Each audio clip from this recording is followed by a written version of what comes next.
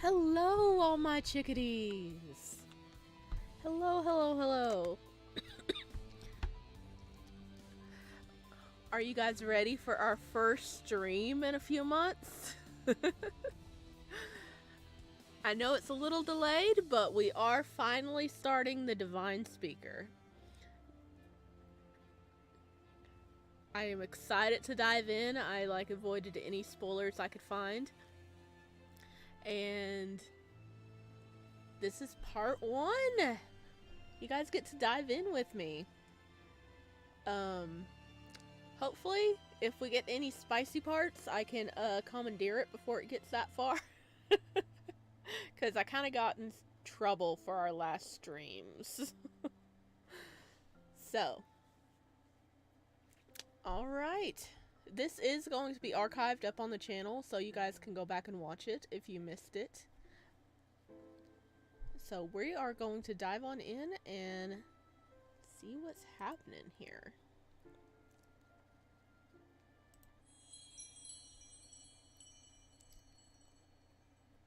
The birth of a child heralds many things. Change, adaptation, confusion, but most importantly, the judgment. A newly born child's first destination isn't its mother's arms, but the embrace of another. The Divine Speaker. The person tasked with determining a child's destiny from the day they are born till the day they die. This destiny is determined by lottery. The speaker's hand, guided by the forces above, always chooses the correct fate for the correct child. This judgment guides them on the path to eventually becoming the person they were always destined to be.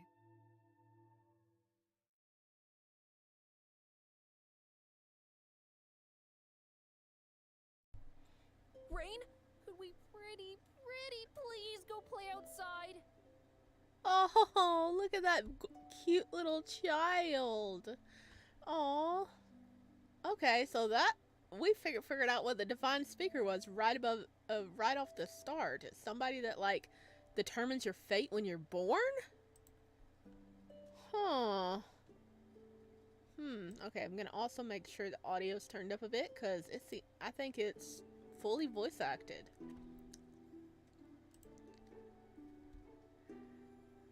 We promise to be back before it gets dark. Okay, so this is us. So is this our little siblings? They're like, please let us go play outside. We are good children. I quickly glance over in the matron's direction, and she gives me a short nod. I didn't really have the authority to tell them what they could do, but that never stopped them coming to ask me. Oh well, I don't mind. They knew I could never say no to them, and that's why they come to you. Alright, but make sure to be back before sundown. And don't go anywhere close to the forest, okay?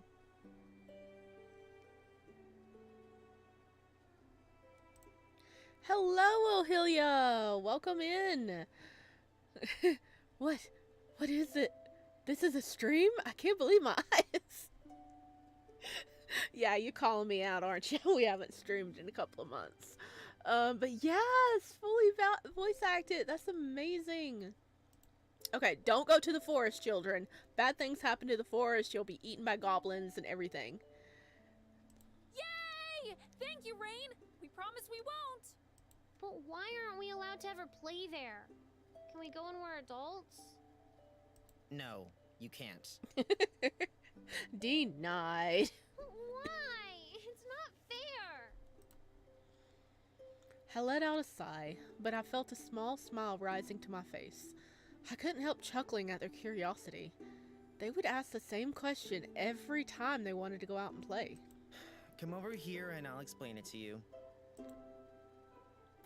I walked over to the table at the far end of the hall. The top was littered with paper, children's books, and pencils. Buried among them was a map. Look closely at this map while I explain. Our home, Aurelia Cavella, is surrounded on all sides by the forest. The forest is full of bad guys and dangerous animals. Do you know why? Because the divine beings don't protect the outside land. That's right.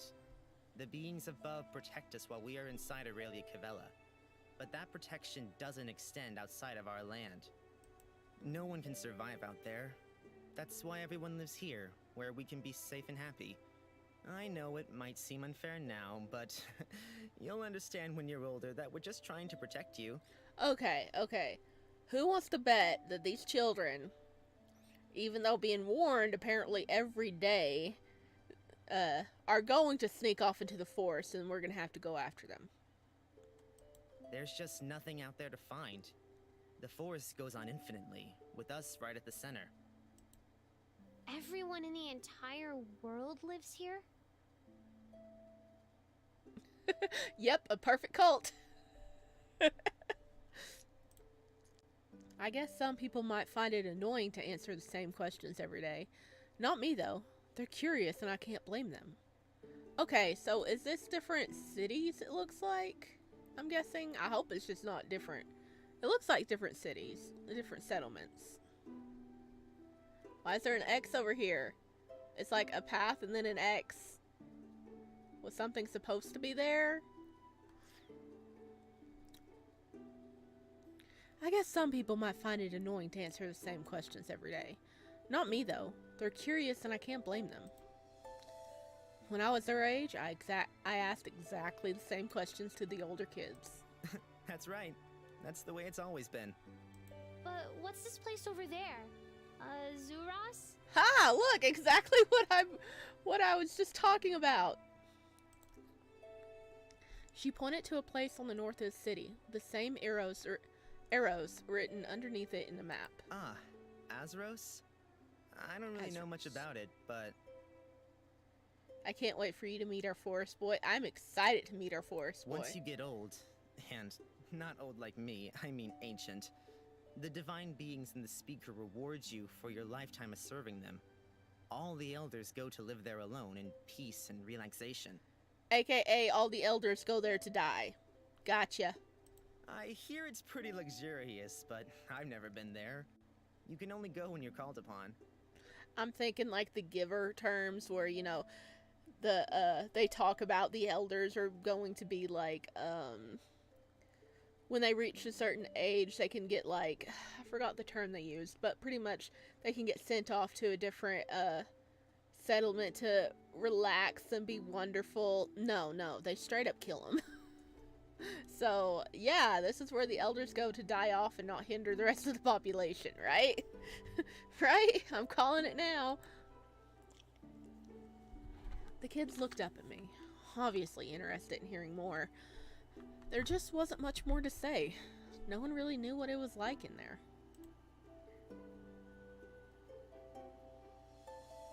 Yep, it's led by the girl Reaper. Grim Reaper's a nice guy. I was right? Oh no. The speaker tells us about the luxuries of Erizos, and it makes us work all the more harder to one day get in there. We all know about it. Now go out and play before the sun starts setting. Yeah, you asking so many questions, it's gonna be nightfall by the time you guys are done. They both scurry out the door, jumping, running, and screaming the whole way. Oh, they're really cute. I'm so happy to have a great family here. Tobias, Micah, all the others. They're like my brothers and sisters. Well, technically I don't have a real family, but they've always been more than enough. I was dumped on the side of the road as a baby and I ended up here. Oh, this is an orphanage!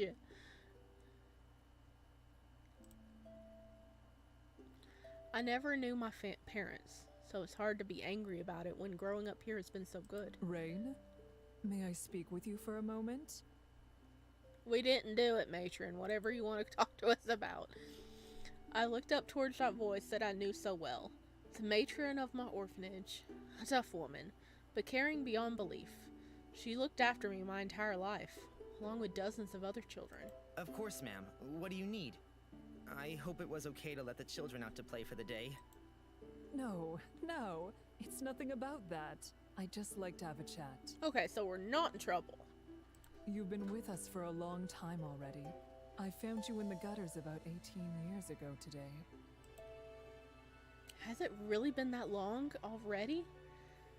It's true that I should be coming of age about now, so she probably thinks it's about time for me to get a move on. Another orphan. So surprised. Yes, it has been a long time. If you give me a few days, I'll say goodbye to the children and start packing up. What? I think you misunderstand. She reached into her pocket and pulled out a small envelope. This is for you. Happy birthday. Go and get yourself something nice. Aww. He was like, yep, I'm gonna be kicked out. I'm gonna pack up, say goodbye. She's like, what are you talking about? Here's your birthday card. Oh.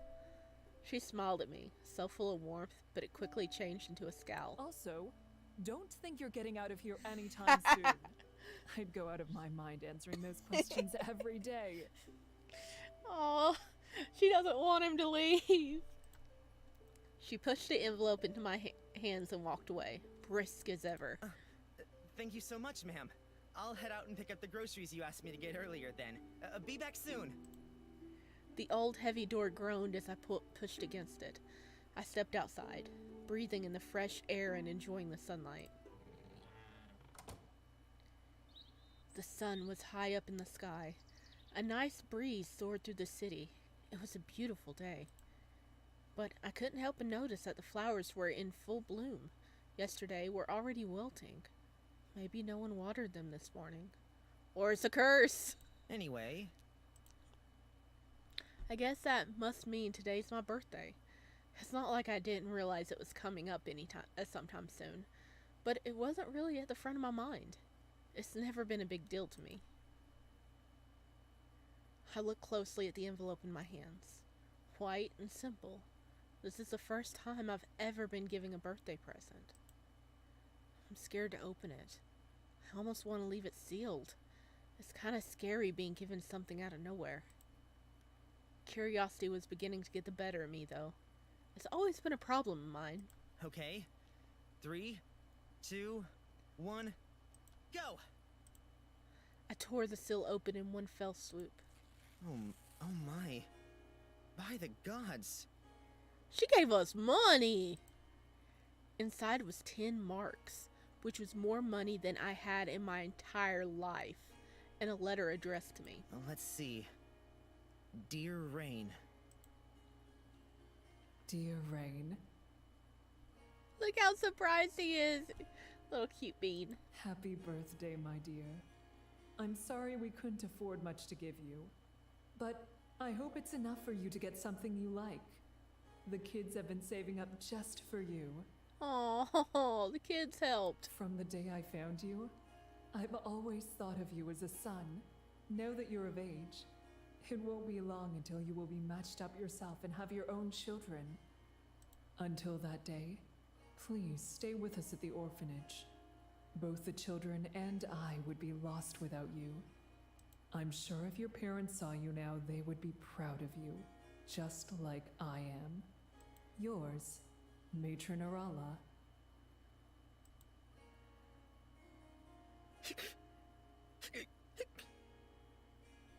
Oh, he's crying. Cute bean, worth my favorite mouthy voice actor. Oh, I couldn't stop myself. My eyes welling up instantly and overflowed all over the letter. Thank you. They saved all this just for me. I can't let them down. I'll go buy something amazing to share with them. Baby, they gave it to you. For you, not to like give back to them. Aww.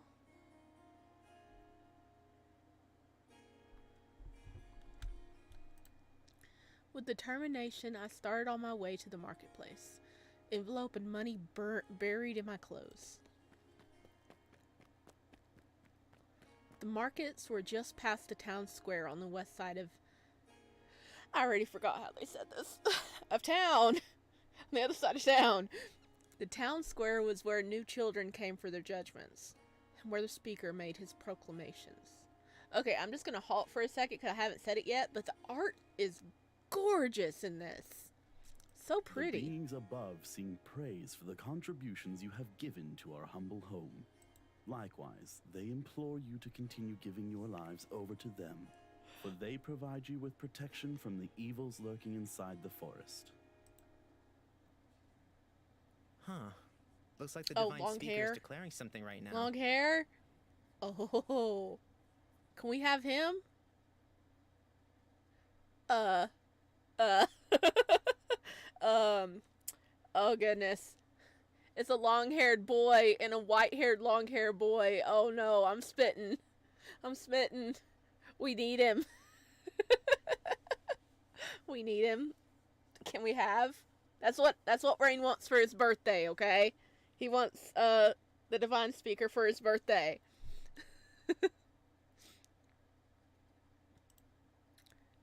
Oh, hey, cult leader, don't kick us out, okay? I mean, yeah, don't kick us out of town, but to kick us out means he has to get closer to us, right? Huh, looks like the divine speaker is declaring something right now. He was dressed head to toe in white and gold, the definition of elegance in his ceremonial gowns. His long, silvery white hair reached down his back neatly. I understand your frustrations about our failed crops, but do not worry yourselves, for the beings above have a reason for everything. Soon you will see why they have put you through these trials. Literally like, we've had a hard time. Just be chill and we'll see what happens. Okay, and everybody's like, yeah!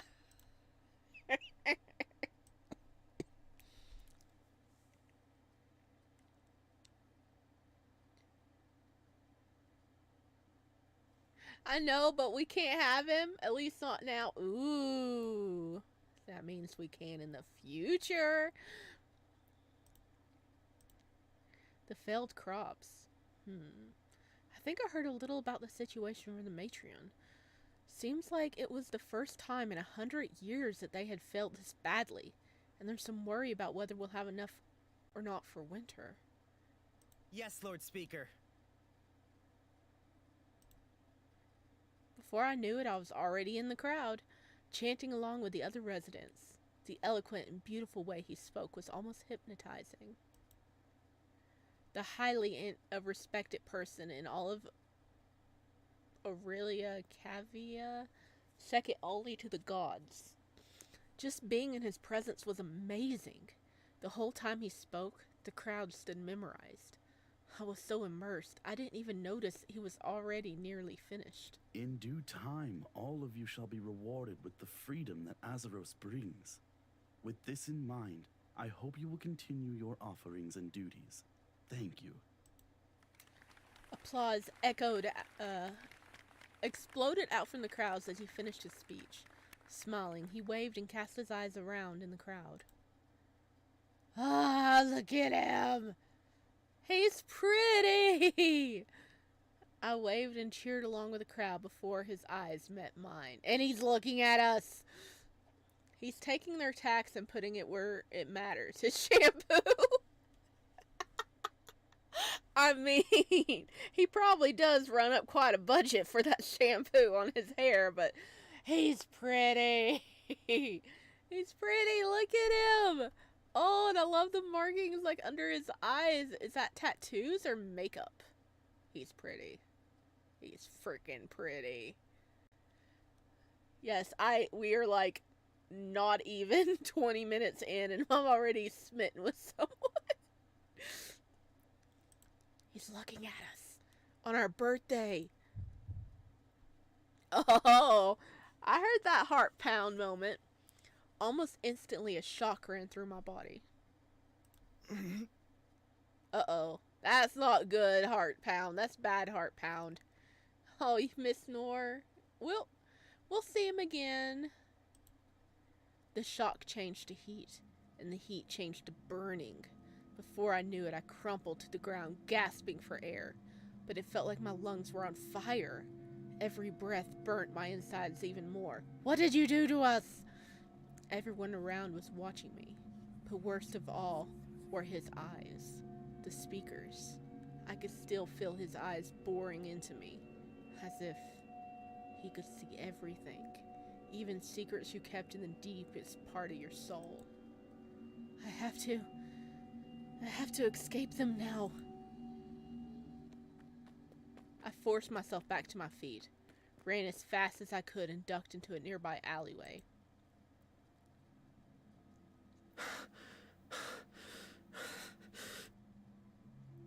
I could feel the world around me getting darker, blurrier. I fell to the ground in a fetal position, sobbing. You're cheating on St. Clair, so this is your punishment? I mean, St. Clair is our boy. Well, apparently we are being punished for something, but the guy saw us have this reaction, so he knows something's up. Abruptly, the pain started to move. It concentrated itself into my left arm. With the force of all my previous pain put together. Anyone, please. I shuddered, clutching my arm and enduring the scalding pain before my vision went back. You must protect, awaken, destiny, judgment. Those are very unhelpful strains of words. We need clear instructions. I blinked a few times, trying to work out where I was. The darkness that surrounded my vision wore off slowly as I sat up. That's right. I was in the town square, listening to the speaker, and then... Wait, did I collapse here? I quickly checked over my body. The pain was completely gone. Huh? What? What is this? When I looked closer, I noticed something that hadn't been there before. Some kind of strange markings were running down my arm. It's not a language I'd ever seen before. My first instinct was to try and scratch them off, but it was like it was branded on my skin. It wasn't going anywhere. I have to get back to the orphanage. They won't know where I am. When I left, the sun was still high in the sky, but now it's already night. How long have I been out? I stood up slowly, holding onto the wall for balance. The burning sensation was gone, and all I was left with was a sore body. Must be from collapsing onto the ground. You know, it might be that, but it might also be that you have something engraved in your arm now. We need someone to translate. Okay, now use the money to buy some bandages. I mean, yeah. Is this bad markings? Where Good am markings? I guess I'll head back the way I came. Through the thick darkness, I followed the alleyway back through the way I came, desperate for all this to be a dream.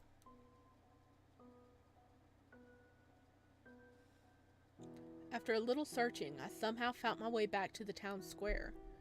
A few people buzzed about, doing last-minute shopping or chatting with each other. I clutched my branded arm close to my chest, making sure to keep it out of view. Yeah, we need to buy the bandages to cover it. I don't know what they'd do if they saw it. I don't even know what it is. I couldn't help glancing around nervously, like some kind of thief worried about getting busted. Glancing around nervously is going to draw more attention to yourself, child. That's why I didn't notice when I ran headlong into someone and got knocked off my feet. Ouch! Ho ho ho! Hello. Okay. Uh, I'm apparently gonna be saying this a lot this game, but oh my gosh, holy crap! Hi. Hello. Hello, buddy. You're gorgeous. I mean, is your belly cold? Maybe you need a longer shirt. You're gonna catch a cold, sweetie. You're gonna catch a cold. All right, see you in a bit. Oh, Hylia, thank you for joining. Oh,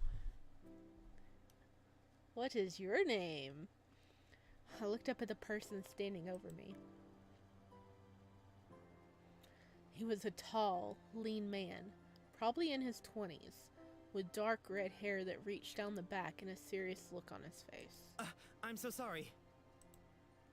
He stood there for a moment, just watching me. His gaze made me nervous. It was like a snake sizing up on its prey.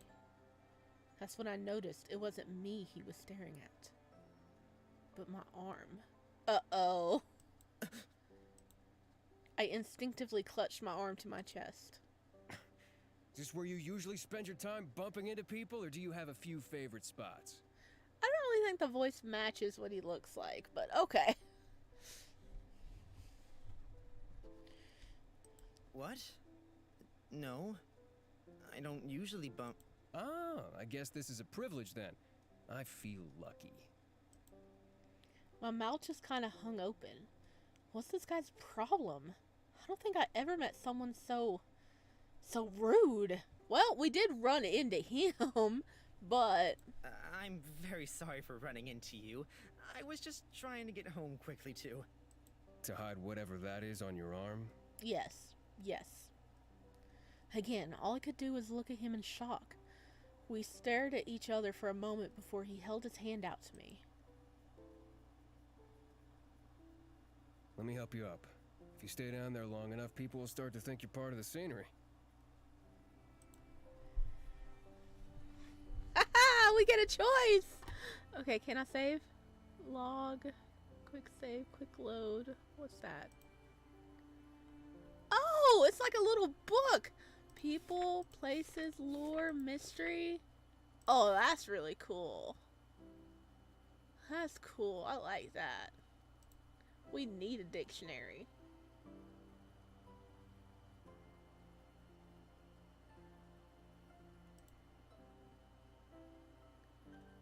Do I only have quick saves?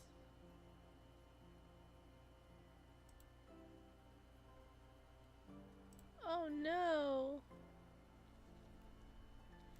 Take his hand. Stand up yourself.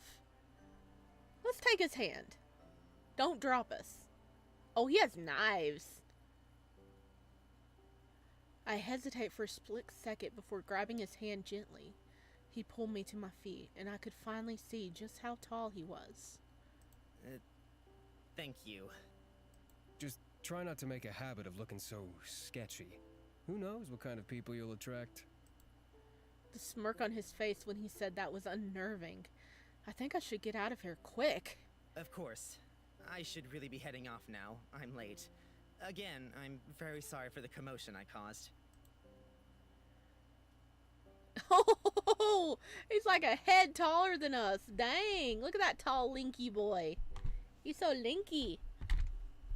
Linky, not linky. Oh my gosh.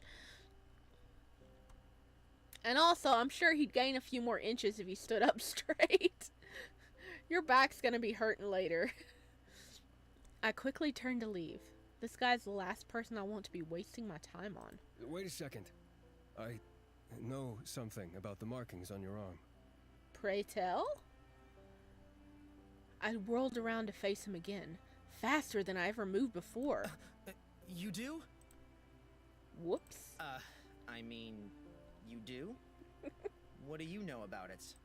I know the speaker keeps tomes written with the same markings in his personal archive. He's actually allowing visitors, but tonight only. Okay, so did the divine speaker mark us? Because he looked at us and then we felt the burning. He did it on purpose. Too bad you seem so busy. This might be the last time it's ever open to the public. Anyway, good night. The red-haired man turned around and slipped off to the shadows. I was left with his words just hanging in the air. I guess one more slight detour wouldn't hurt. I'm already late as it is. I bite my lip, thinking hard on his words. There's no way I could miss this chance. If it's the only way to find out what these markings mean, then... Determined, I turned towards the direction of the speaker's archives. It took a while to walk across town to the speaker's place. It was large, but mostly empty, seeing as he was the only residence. This is the first time I've ever heard of anyone being allowed into his personal archives, though. I think even the Lord has restricted access. Maybe this is my lucky day after all? Or we just got set up. I walked up to the door and knocked slightly. Hello? Speaker? Are you home? When I knocked, the door swung open. It was already unlocked and I could see light from the inside. I guess he's probably already in there, showing the archives to other people.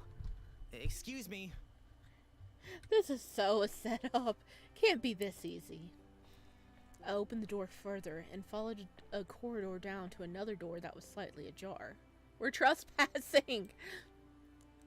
Holy crap. I want this library. This is amazing. Oh my gosh, look, there's tiny little... is that more books in the distance? Holy crap. When I entered the room, I almost toppled over in astonishment. Thankfully, I didn't, since it would have been the third time I fell over in a single day. Bookshelves lined the walls, going up to the ceiling. Tomes and documents littered every surface, and the hazy light the candles flickered all over only furthered my amazement. It was beautiful. Never in my life had I seen this many books.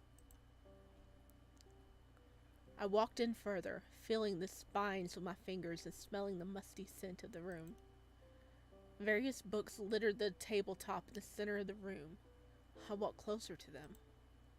I read some of the titles. A Brief History, Circanum, Bloodlines. There were thousands of books here I would love to read. It's too bad he's only allowing visitors for a single day.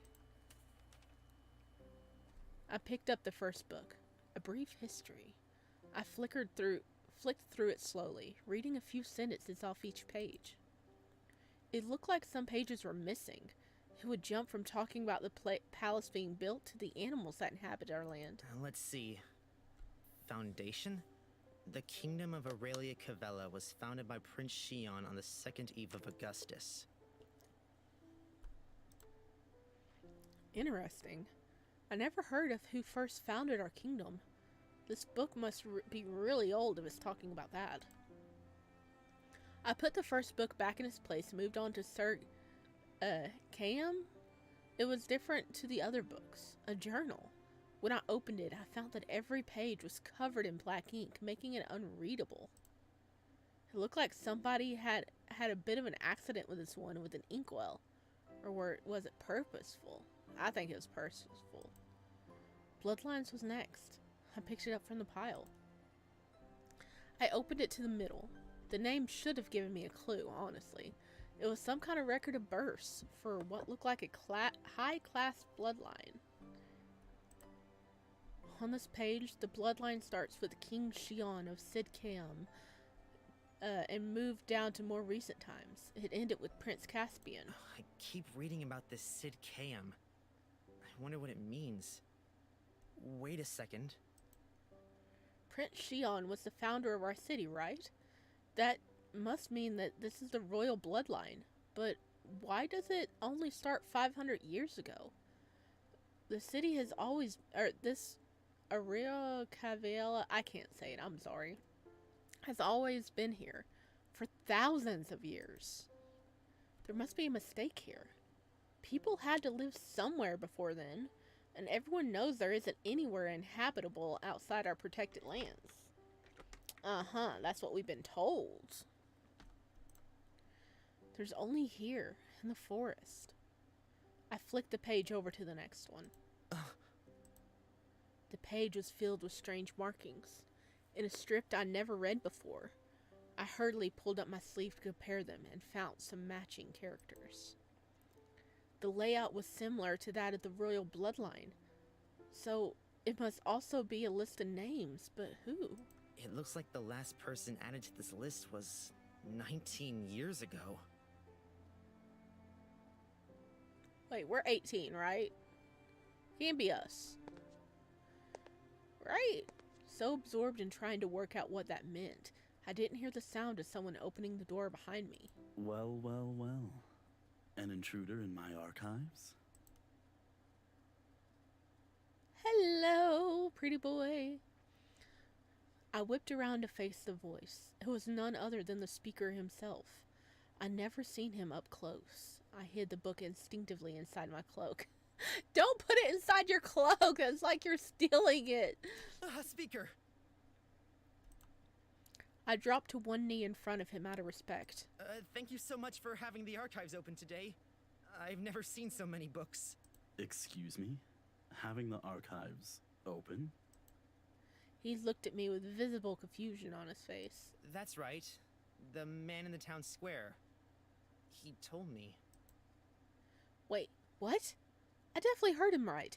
He said it was open to everyone. Then why does the speaker look like he knows nothing about it? Because it was a lie! I'm not sure who told you what, but my archives are off limits to all but myself. Behind him, I could see guards appearing from every direction. Oh, we in trouble. Trespassing in a restricted zone is an act of treachery. The only punishment fit for someone betraying their own home is death. I could feel my stomach drop when he said that. Death. Death? I never heard of anyone sentenced to death. No, this is all wrong. No, wait, but please. I'm not betraying. I just wanted to read. I don't know what your intentions were coming here, but I must act in the best interest of both our residents and the gods. Guards. Oh no! Take him. No! The red-headed guy! He fucked us over! He knew it! Now wait there just a minute, Speaker. Oh, is this him? I could see someone pushing through all the guards, making their way to the front of the crowd. It was our lord who works for the speaker to upload our lands. We're not equipped to suddenly have a public execution, Sir Speaker. We haven't needed one in years. In this case, I think it would be best to exile him. Being out there in the forest is a death sentence anyway. My heart dropped even further. I thought he had come to my rescue, but what he was suggesting was worse than death. No one in my lifetime had ever been exiled. Oh my god, what a birthday! Holy crap! We haven't even made it back home, and they're like, yes, stay with us. Please stay with us until you find someone and move out on your own. We want you to stay with us. Wham bam. We getting kicked out. The things you would endure out there would be much nastier than the quick hanging you could get here. Please, I didn't mean... Silence. Show him your arm! He stood in front of me, his icy eyes digging into my soul. I couldn't help but think about earlier in the town square when our eyes met. I flinched away from his gaze. Perhaps you're right. Why dirty our own land with the blood of a criminal when we can let nature take care of it for us? Dude, we're not a criminal. Look at our arm. And there's a red-headed guy that told us to come. Guards, take his arms. I'll escort him to the forest's edge. Okay, he is still pretty, but he has dropped down in the list of who I want to court. Okay, they're both on rock bottom so far. I don't like either of them anymore. Both my arms were seized by the burly guards. There was no hope of escaping. All I could do was follow behind the speaker, being pushed from behind the entire way. We gonna die? I hung my head in shame as I was paraded through the town. I could see faces peering at me from windows everywhere I went. All I could do was look down at the ground. Who could blame them? I would watch too. Release him. You may go. I will handle this from here. We are such a small being. Look, he's even taller than the red-headed guy. The two guards saluted before marching off back into town. Once we couldn't see their backs anymore, he spoke. I don't know why you would do what you did. Nevertheless, you must now live with the consequences. This might seem unfair. It would be best for you to learn just how unfair this world can be, though. Yeah, you didn't even listen to us. We couldn't even tell you our side of the story, and it's your fault that the door was open. If you didn't want people coming in, you could have, like, locked the door. We knocked, and it opened. Okay? We came looking for you. It is not our fault that you don't know how to lock your freaking door. I looked up into his face. I couldn't tell what he was thinking at all, but I was memorized. He reached out and lightly caressed my chin with his fingertips. Up close, his long eyelashes trembled in the wind, and he looked almost ethereal, like he himself was one of the beings above. You look just like your father did. Hang on, hello, back up, what do you mean? You knew our father, you know who our parents are? We're a freaking orphan, we was abandoned on the side of the road, but you know? Dude! At that, he released my face and turned to leave. No. You get your skinny little butt back here and explain what you just said. Run and don't look back. Just like he did. We were exiled? I'm feeling a lot of Lion King Simba moments right now. Was our father exiled and that's why we were dumped on the side of the road because the parents were kicked out but the baby was just left behind? What the hell? His back slowly disappeared into town. I thought about going back the same way, hiding at the orphanage, but everyone just saw me being marched through town like that. There was no other choice. I had to leave. With only the clothes on my back, the envelope from the Matreon, the book I had stolen accidentally from the speaker, and my regret. Achievement unlocked, a hidden world. Be forcefully removed from... That was our achievement, being forcefully removed. Okay, we shouldn't have took the guy's hand. Oh, if he shows up, we are like... Oh. I am gonna give him a word or two. I ran. I ran like I never ran before. It felt like my heart would burst out of my chest at any second, and my lungs burnt with every breath. Muscles I didn't even know I had ached. Even when I thought I couldn't go any further, I kept running. When I finally collapsed, all I could see was trees and darkness in all directions. I was completely lost.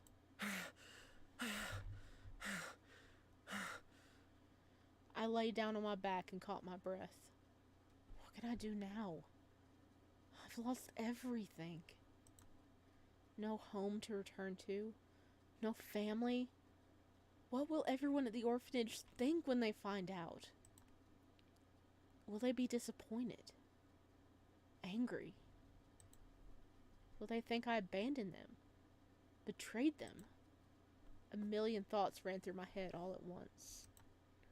I took a deep breath of the fresh forest air and calmed my thoughts. It was only then when I realized the situation I was in. Here I was, sprawled out on the floor alone, at night. I suddenly picked up on all the things I hadn't noticed before. A scratching sound, bushes rustling, a howling from somewhere far in the distance. The wind picked up and whipped my hair around my face, only adding to the sudden terror that had struck my heart. All the stories I've been told since childhood about venturing outside hit me. In fact, I hadn't only heard them, I repeated the same ones to the children time and time again. Nobody left the confines of Arilla Cavela. The forest was a dangerous place that spread to the far corners of the planet, and only by the protection of the beings above had we lived in peace for so long. I strained my eyes, trying to look into the darkness that surrounds me. I dragged myself up from the forest floor. I pulled my coat tighter around myself for security and nervously checked that I still had all my belongings before turning back the way I came. Maybe, if I stay close to the city lights, it'll scare away any danger?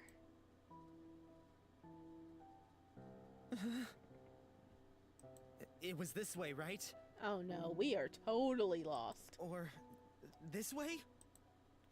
No matter which direction I turned to face, the trees looked the same, and from every angle I could hear strange noises. Come on. Which way? Which way? I whipped my head from left to right before dropping my head into my hands. I unconsciously let out a sigh. It's hopeless. Once again, I was surrounded by the sounds of the forest and the feeling of the unknown. Who knew it would be this scary? An eerie feeling gripped my heart. I could feel eyes on me. No. I must be imagining it. Suddenly, it was quiet. All I could hear was my own heartbeat, quickening by the second. I had to get out of there.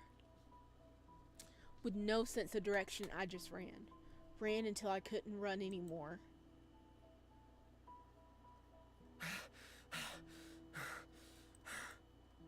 No matter where I went, everything looked the same. The trees started to blend together in my eyes, becoming one entity. I collapsed onto the ground and crawled backwards until my body hit a tree. Just the feeling of having something behind me made me feel more secure. I buried myself into its huge roots. I could barely make out my hand in front of my face in the pitch black darkness. The night was freezing. I brought my knees up to my chest, hugging it tight and trying to get some warmth. I felt the letter that I had hidden in my clothes. I'm sorry. With the letter clutched close to my heart, I shut my eyes to try and escape the dangers of reality. Destined child, false prophecy, speak, awaken. Oh, it's much prettier than daylight. I awoke with a start. What was with that dream? I feel like that's not the first time either. Everything felt kind of hazy, and I could barely recall what it was about. I uncurled my body from the forest floor and started to take notice of my surroundings. Rays of bright light shone between the tree branches, bringing a slight warmth to my face. It felt nice after the cold wind from last night. The air felt crisp, which must be a sign it's still early. What? When I finally started looking around me, I noticed something strange. Oh, that's so pretty. I was surrounded by beautiful flowers, kinds I've never seen before. When did these get here? Last night was just so dark.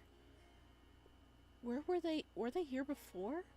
They could have been, but isn't it a little strange for them to be around me in a circle? I let out a sigh. What's with all of these strange things happening to me? We a trouble magnet. The weird pain I had in the town square just yesterday. The dreams that I can only half remember. Not to mention the markings on my arm. I raised my arm up to the sky, inspecting it closely in the sunlight. I traced the symbols gently with my fingertips. It's definitely the same symbols from the book I brought with me. What is it trying to tell me?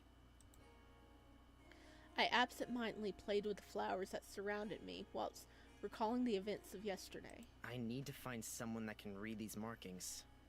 But there's no way I'll be able to sneak back into Aurelia Cavella. Aurelia Cavella. He's got the book out, like, doing comparison here. I pulled the book out and flickered through some of the other pages. Most of them were readable, but relatively unimportant. Charts, lists, budgets. But these 2 pages, the royal bloodline, and the one that matched my markings, written in an unknown language. We are royal, are we? I looked back at the family tree. Everyone knows the monarchy unexpectedly ended around 20 years ago, but the reasons why weren't entirely known or disclosed.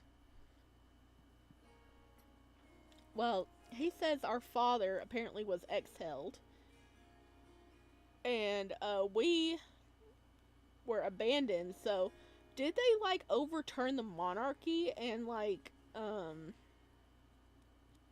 you know, get rid of the former like king, and we were just left as an orphan? I checked over the names again. King Shion of Sid Kaham. What is the Sid Kaham? Why does the bloodline only start 500 years ago? And then Prince Caspian, the final name, 37 years ago. 100 as signature barely legible. Lucius. He could still be alive. He might be able to tell me what this marking means. If only I knew where he was. I suddenly realized just how hungry I was. I guess the last time I ate any food was yesterday. Are the flowers edible? I tried to swallow, but my throat felt dry out and scratchy. I'm seriously thirsty. I searched my pockets, but I didn't have anything to eat with me. Finally, I got up and stretched my shoulders out. I'd give anything to sleep on a bed instead of the ground again. First task of today, find water. Easier said than done, of course. I glanced at the trees around me, but I had no clue which way I came from last night. Just had to pick a direction and hope for the best. I brushed the dirt off my clothes and started my hike to find water.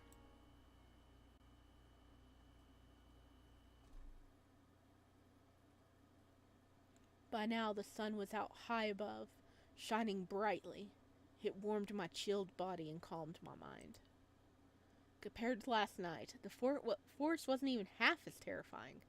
Sunlight fluttered through the green leaves above, leaving interesting patterns all over the ground. Moss grew over the moist tree trunks and roots, making everything look fuzzy and warm. I could hear the faint tweeting of birds up in the canopy. Instead of scary, it was actually kind of beautiful. The only sound I could hear was my own breathing, and twigs breaking under my boots. It was peaceful, even serene when the sun was up. Without noticing, I was slowing my pace, taking in the scenery and enjoying the atmosphere. Everything that happened last night felt like a dream. Wild flowers littered the ground where I was walking, so I tried to avoid stepping on them. I leaned down and picked one to bring with me. I kept walking at my own pace like this for a while, before I was hit with a foul stench that quickly overpowered the fresh smell of the flower in my hand. It was kind of like off meat mixed with something sickeningly sweet. Okay, that doesn't sound the best. I kept walking and I kept getting stronger. What is that? In the distance, I could see some kind of cloth jutting out from under the bush. Oh, we found a body. The closer I got, the more overpowering the smell was. It looked like some kind of knapsack. Could there be food in there? Water? Something I could use out here? I tried to pull it out from under the bushes, but it must have been stuck in the branches. I grabbed on with both of my hands and gave it one big pull. Whoa! It came out easily when I used all my weight, but I pulled so hard I fell backwards onto my butt. The smell was suddenly so sickening that I couldn't help but gag.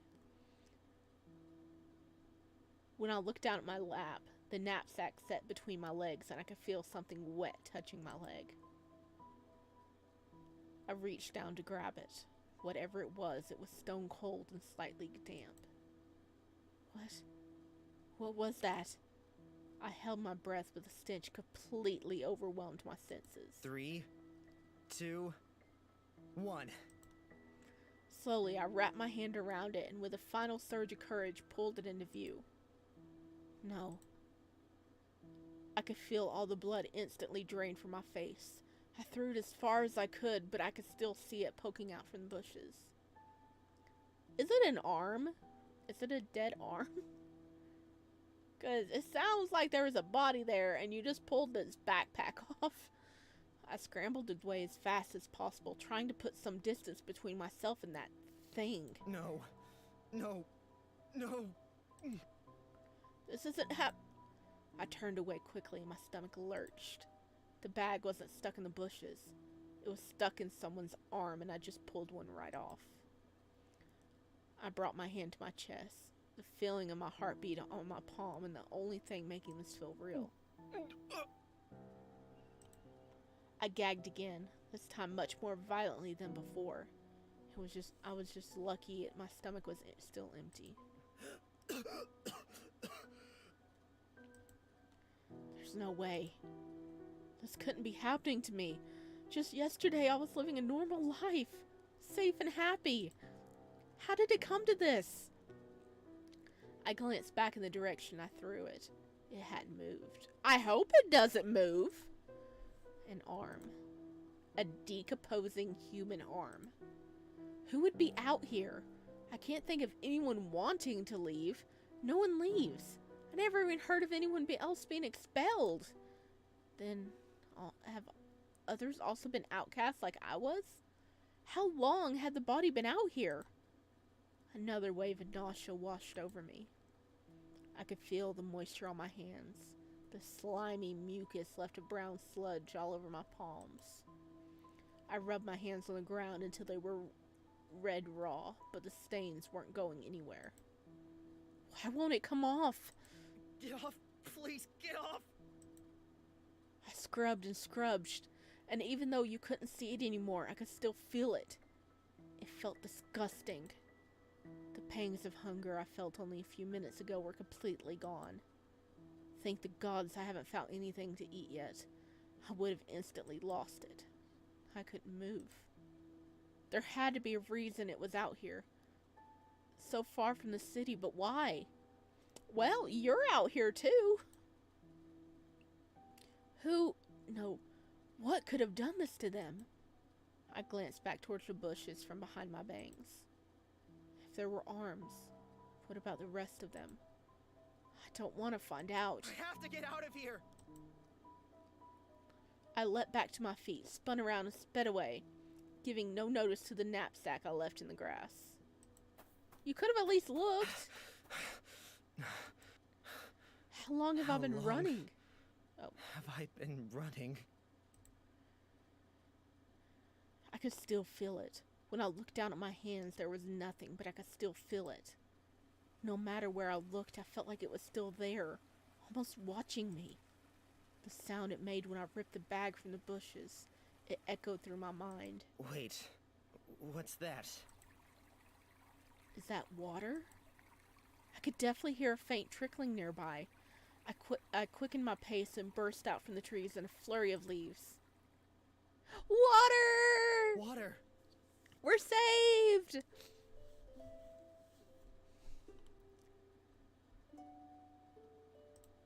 Hello, Ohilia! Welcome back! You missed us finding a dead body. Actually, we kind of got arrested, kicked out, and then we found a dead body.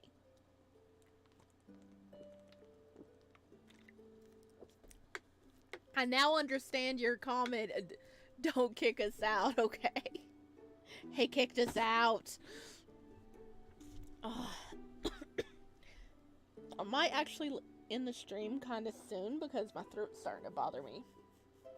I gotta get back in the swing of live streaming. But we found water!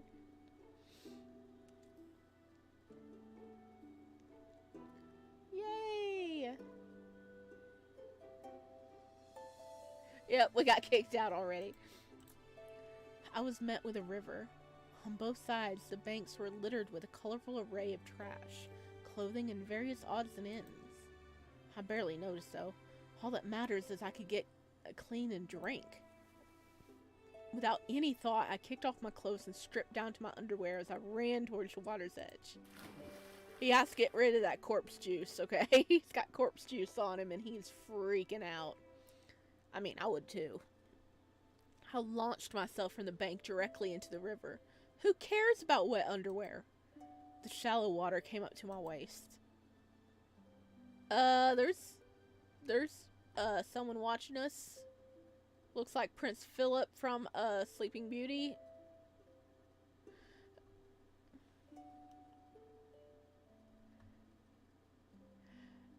It was cool and refreshing against my sweaty skin.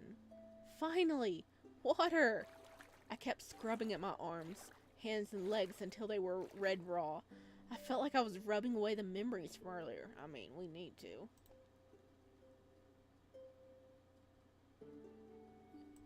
Yeah, I'm sorry I started streaming late. Streaming at 8? It was 8 o'clock for you? It was like 2:15 for me. I refuse to believe an 18-year-old is this buff. But what did he do? The kids in the orphanage is... Oh, he could use the kids as weights.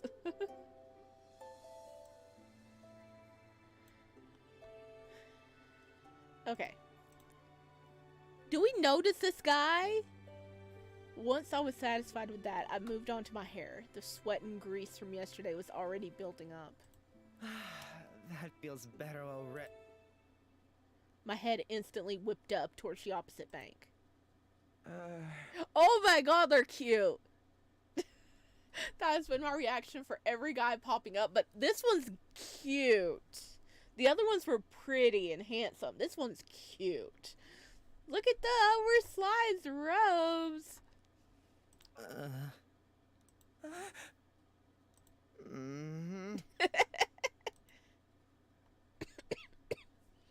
On the opposite bank stood a young blue-haired boy with a completely dumbfounded look on his face. His arms were full of a multitude of items.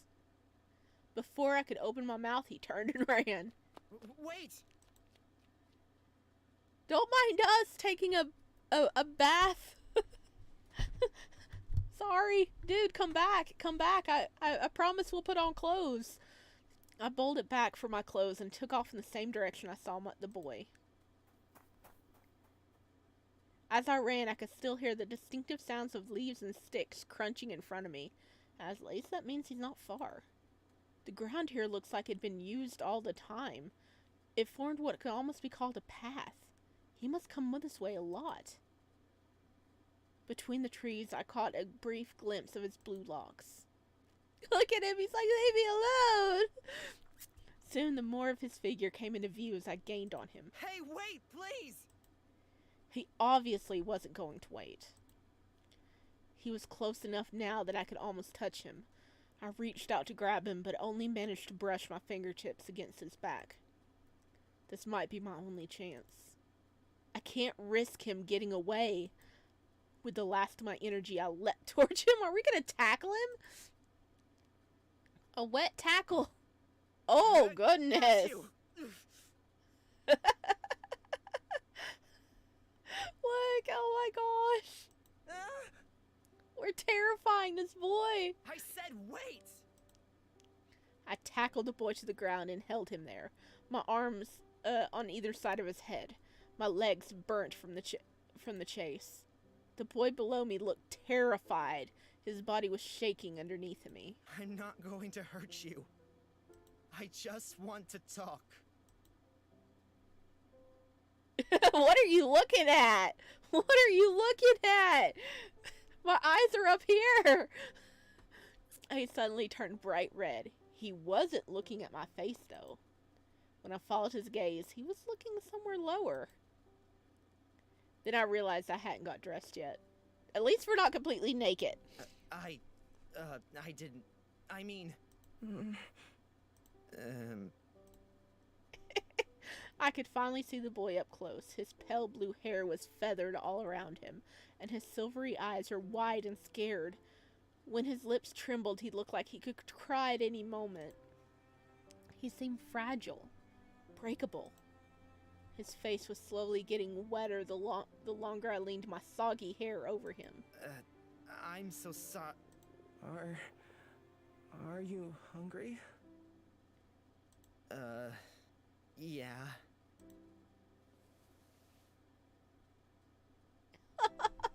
I quickly got off him and picked my clothes up, cradling them to my chest. I'm going to put my clothes back on, so don't go anywhere, please. The other boy got up slowly, keeping his eyes on the ground and nodding his head slightly. I turned around and slid my clothes back on as fast as I could.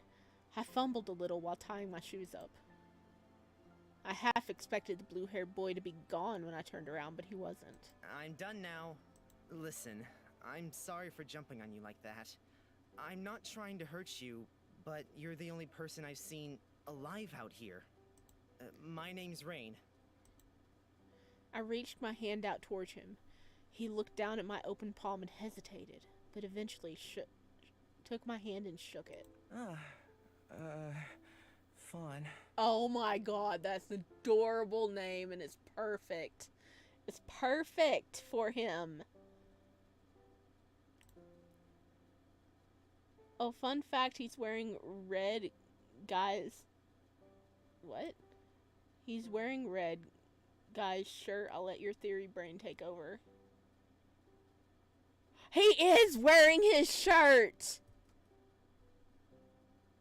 He is wearing his shirt! The belly shirt! I didn't notice that because he has like this like tunic and like coat on over. You are so mismatched, buddy. Do you just take everybody's stuff? Oh no, he knows red guy. No. Look, Fawn acting like he's not strong. He is adorable. He's being a sweetie.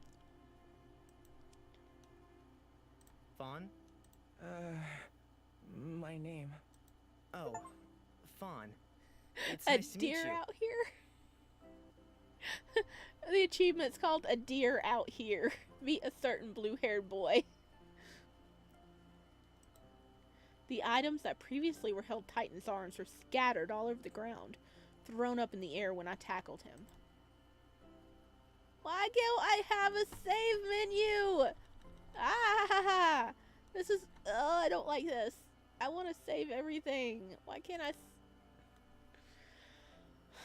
Okay. Help him pick them up. Wait for him to finish collecting his things. Help him! I instantly bent down to help him pick up his things. There were clothes in a rainbow of colors. Strange ornaments, glasses without lenses, and an array of random junk. Wait a minute! Wait a minute. When we got to the river, it said there was random stuff, like, on the banks, like it got washed up. So, does he go out there and collect any random items he finds and takes them back home? He's a scavenger! The river provides! When I handed them back to him, he smiled at me with his tinted red face. Oh, thank you. So, what are all of these things? These? They're from my personal collection. His eyes suddenly lit up. Do you want to see? Yes, we want to see your collection, baby. Oh, I mean, I have food and water back at my house that I could share with you. Really? Are you sure? My hunger and thirst from earlier had returned with a vengeance. I'm starving. Yeah, there's enough for both of us. With his arms full of items to add to his collection, he turned around and started walking. I guess he wanted me to follow after him? I jogged up to walk beside him. So, Fawn, you live here in the forest? By yourself? Oh, yeah, not far from here. Not by myself, though. I live with a bunch of my friends. Really? You all live out here together? For how long? He stopped for a couple of seconds before speaking again. He seemed pretty deep in thought. A while now. Helpful. Why did you leave Aurelia Cavella when the divine beings don't protect the outside land? What? The speaker says it's too dangerous to even enter the forest, let alone live here. How did you get here? A speaker? Aurelia Cavella? Are you talking about the town to the west of here? Across the river? Fawn frowned at me a little, obviously confused by what I was saying. You don't know the speaker? I've never been there before, so... Wait, so you were born out here? No, I came here as a child. What's up with this guy? Maybe he's delusional from being out here for so long. No. We're delusional because we came from a cult. Alright. Sure. I just let it go. It was obvious Fawn didn't know exactly what he was talking about. Oh, the colored words! That means we can come up here and go, oh, cute! Oh, is that what his house gonna look like? I met a boy that calls himself Fawn out in the forest. He told me that he lives here with his friends and has never been to Aurelia Cavella. When I mentioned the speaker, he was confused. He seems a little not all there. Maybe being out here has corrupted his mind or something. Also, it looks like he's somewhat of a hoarder. He can be a hoarder if he wants to. Oh, this is cool. I bumped into a red-haired man on my way back to the orphanage. He was both confrontational and rude, but he recognized my markings and directed me to somewhere that may hold some answers. Or he set us up! The speaker is the individual who rules over Aurelia Cavella and has the ability to commune with the gods to grant judgments to newborn children. Although he is distant from the public, he is adored and worshipped by all. He seems kind but somewhat lonely. I've only ever seen him in person a few times. Matriarch Aurelia has been running the orphanage for around 19 years now. The kids sometimes find her scary, but she has a very warm heart. She doesn't talk much about what she did beforehand, but she's very talented at raising children, so it could be linked to that. Micah has lived in the orphanage since she was only a few weeks old. She was abandoned by her parents because of her poor judgment, but she's always remained bright. She's 9 and best friends with Tobias. She's like a little sister to me. Tobias was brought to the orphanage 4 years ago. After his mother went missing, he's 8 now, and best friends with Micah. They keep each other company and get up to trouble later. I've always found it a little strange. How could someone go missing here? I never asked any questions about it, though. He can hoard our love. He won't have any space left. Aw, yes. He can take our love. I like this. I like that there's a codex. People, places, oh, lore, mysteries. After attending the speaker's speech, I was suddenly struck with burning pain all through my body, collapsed in a nearby alleyway, and when I woke up, strange markings were running down my arm. I can't read them. Okay, we'll read, like, lore and stuff next time. I like that. I like that we have, like, a codex to go to. Okay, we're gonna get to his house, and then I think I'm gonna end the stream for today. Oh, it's a tree house!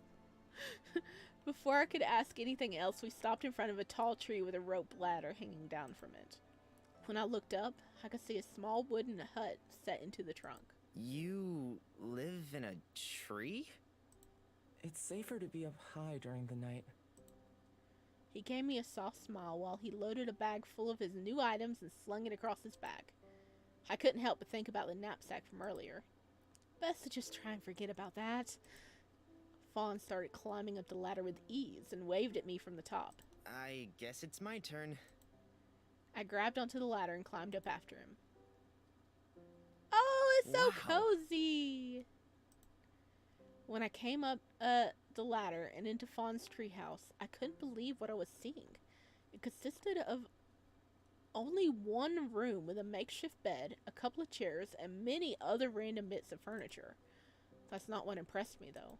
You collected all of this from the riverbank? Yes. I've been collecting it all slowly over time. He looked so happy with my reaction. The whole room was filled with different colored glass, cloth, old books, and all manner of items. It all blended together to become something that looked magical. Even though it was all abandoned, thrown together items, there was something homely about it. Fawn was busy scurrying around the room, putting things away and dusting. I watched a light trickle in from the outside. It went through the colored glass, making the floor into a rainbow. When he finished that, he dug around in some baskets before presenting me with a bowl of mixed fruit and nuts, and a cup of water. My hunger and thirst from earlier had come back in full force. I greedily ate the food and guzzled down the water, all the while Fawn sat on the opposite side of the room watching me. He had an inquisitive look in his eyes. He kind of reminded me of the kids back in the orphanage. He obviously wanted to say something. You're the first person I've ever seen out here, and I've lived here for a very long time. Okay, I think we're gonna stop here. I wish I had a save menu.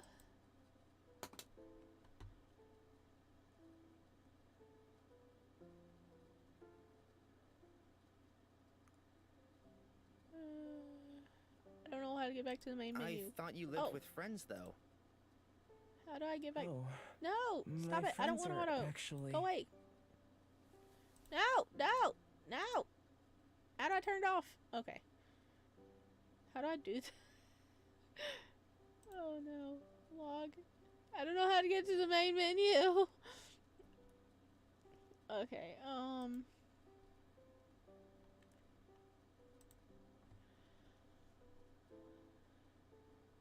I think we have a different ideas on cozy. I wouldn't be able to breathe in that, but who cares? I'll risk getting buried for Fawn. Aww. We should be saved. There we go. Yeah, oh my gosh, Fawn is adorable. It's so cute. He just finds abandoned items in the river and brings them back home. He's so happy. He's like, I got stuff for my bed, for my little home. I got new items. It's shiny. It's cute. Wow. A lot happened in this part. I hope you guys enjoyed it. I'm gonna try to get back into a normal, streaming. So, we're gonna try for every Wednesday again. Yep. Let me know what you think, and I don't want any spoilers, but if you have any theories, that's fun to post. And who's your favorite boy we met so far? I know, I was like falling in love with every boy that popped up on the screen, but then they betrayed us. So Fawn's winning at the moment. Alright. Thank you for joining me, and I will see y'all next time. This surprise stream was nice. I'll go back to work now. Yes. I hope you have a good afternoon, Ohilia. I'll see you next time.